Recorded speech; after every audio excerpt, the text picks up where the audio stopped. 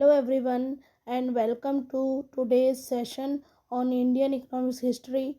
Today we are diving deep into a pivotal era, the sixth five-year plan spanning from 1980 to 1985. This was not just another economic strategy, it was the dawn of economics liberalization in the India. In this video we will explore how India shifted its focus towards poverty alleviation, the famous Garibi Hatao slogan, and the massive push for technological self reliance. So, let's break down the objective, the targets, and the real world impact of the sixth plan. Let's get started. Sixth five-year plan 1980 to 1985 model investment model और input output model. बच्चों, model means यह योजना investment model यानी कि आगत निर्गत के model पर आधारित थी। इसका मतलब है कि हमें इकोनॉमिक्स में कितना इन्वेस्टमेंट हमने किया और उसके बदले में हमें जो है कितना उत्पादन मिला, इसका हिसाब किताब ही इस मॉडल का आधार है। Main objective poverty eradication and technological self reliance. इस योजना का मुख्य उद्देश्य था गरीबी निवारण मीन्स पॉवर्टी इरेडिकेशन और रोजगार सृजन के साथ साथ बच्चों तकनीकी आत्मनिर्भरता मीन्स टेक्नोलॉजिकल सेल्फ रिलायंस। और जो फिफ्थ फाइव ईयर प्लान में गरीबी हटाओ का नारा लगाया गया था, लेकिन सिक्स्थ फाइव ईयर प्लान में इसे पूरी शक्ति से लागू किया गया। Explanation this plan marked the beginning of economics liberalization. It focused on increasing infrastructure and productivity to boost the economy. बच्चों, गरीबी इस योजना जो सिक्स फाइव ईयर प्लानिंग थी, जो सिक्स फाइव ईयर प्लान यानी योजना थी, उसमें जो है गरीबी पर जो है सीधा वार किया गया। अब तक जो है सिर्फ हम विकास की बात कर रहे थे बच्चों, लेकिन जो सिक्स फाइव ईयर प्लान है उसमें पहली बार IRDP यानी कि इंटीग्रेटेड रूरल डेवलपमेंट प्रोग्राम जो है जैसे बड़े प्रोग्राम शुरू किए गए। और सेकंड इसमें था कि इसमें जनसंख्या नियंत्रण पर काफ़ी जोर दिया गया। इस प्लान में जनसंख्या नियंत्रण पर जोर दिया गया क्योंकि विकास का फ़ायदा तभी बच्चों है जब पॉपुलेशन काबू में होगी।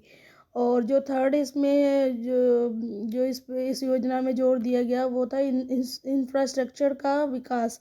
इस दौरान भारत ने एनर्जी और ट्रांसपोर्ट पर जो है भारी खर्च किया। सरकार का मानना था कि बिना बिजली और सड़कों के कोई भी देश मॉडर्न नहीं बन सकता, और सिक्स्थ प्लान ने वही बुनियाद इसमें रखी। की हाइलाइट्स बच्चों की हाइलाइट्स में इसके जो मुख्य की हाइलाइट्स जो थे उसमें फर्स्ट है NABRD establishment 1982। It was established on July 12 1982 based on the recommendations of the Sivaraman community. तो ये जो बच्चों NABRD की स्थापना जो है 12 जुलाई 1982 में की गई। गांव वालों और खेतों को जो है कर्ज देने के लिए एक बड़ा बैंक बनाया गया जो कि NABRD था, जिसका जो पूरी फुल फॉर्म थी national bank of agriculture and rural development.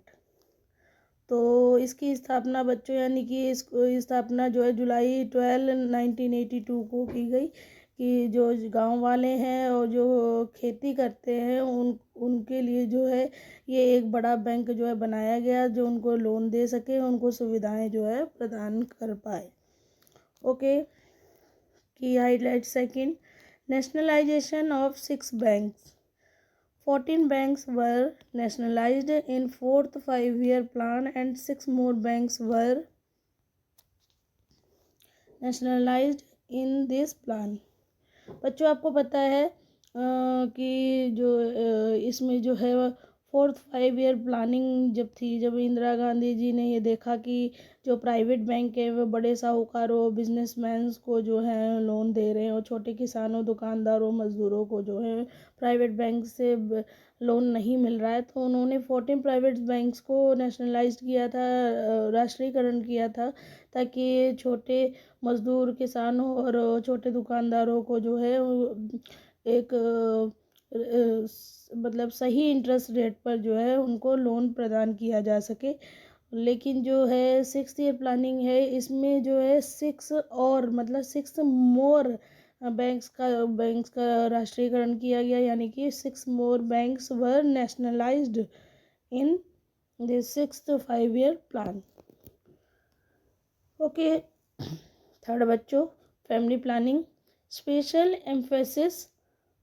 emphasis was laid on population control and the family planning to sustain economic growth.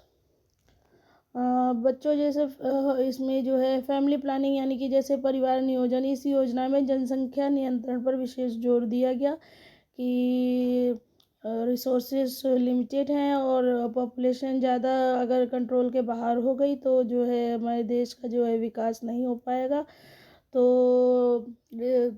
Resources को पूरे मतलब सबको पूरे बराबर मिल पाए, इसके लिए जो है प्लानिंग करी गई कि जो है जनसंख्या को कंट्रोल किया जाए, जिससे जो रिसोर्सेज है सबको पूरे हो पाए और जो है इकोनॉमिक ग्रोथ हो पाए।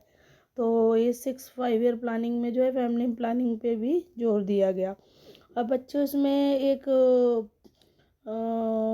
फोर्थ है स्लोगन।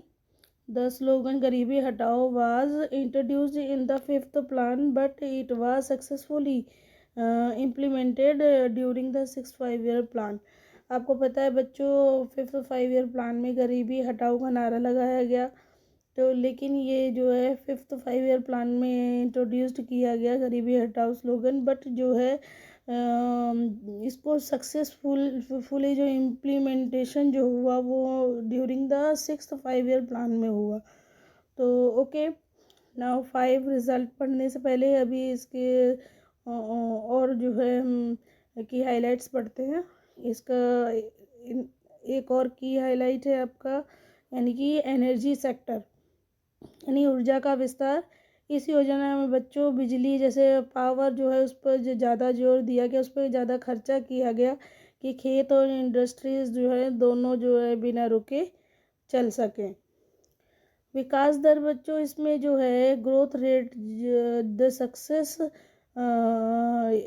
द ग्रोथ रेट, या कहो आप इसमें सक्सेस अगर बात करें हम तो ये प्लान एक बड़ी जीत था। तो रिजल्ट इसमें था बच्चों, टारगेट 5.2%, अचीव्ड 5.7%।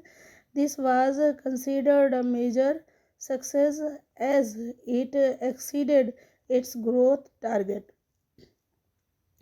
इसका जो टारगेट था बच्चों 5.2% था, बट जो इसको अचीवमेंट मिली, जो अचीव्ड किया इन्होंने, जो सक्सेस अचीव्ड की वो थी 5.7%। This was considered a major success as it exceeded its growth rate. जो इसका ग्रोथ रेट था बच्चों, ग्रोथ रेट 5.2% था। इस योजना को माना जाता है कि ये जो है अपने ग्रोथ रेट से भी आगे सीमा पार कर गई सक्सेस में। तो इसको ग्रोथ रेट से भी ज़्यादा जो है सक्सेस प्राप्त हुई, यानी कि सक्सेस मिली 5.7% की। तो इसको जो है कहते हैं this plan was considered a major success as it exceeded its growth target, जो कि अपने ग्रोथ टारगेट के भी आगे निकल गया। तो अब बच्चों जो इसको हम एक सक्सेसफुल प्लानिंग कह सकते हैं। Now to wrap up, the 6th 5-year plan was a remarkable success, achieving a growth rate of 5.7% बच्चों, and which actually surpassed its original target. It proved that with the right balance of social welfare, like the IRDP, Integrated Rural Development Program, and the industrial infrastructure, a nation can truly transform. It was the era that taught us that the digital and the technical advancement is the only way forward, a lesson that is more relevant to today in 2026 than ever before. I hope this class gave you a clear perspective on this historical economic shift. Don't forget to like, share, and subscribe for more deep dives into India's growth story. Keep learning, keep growing. Now, see you in the next class. Okay, bye bye.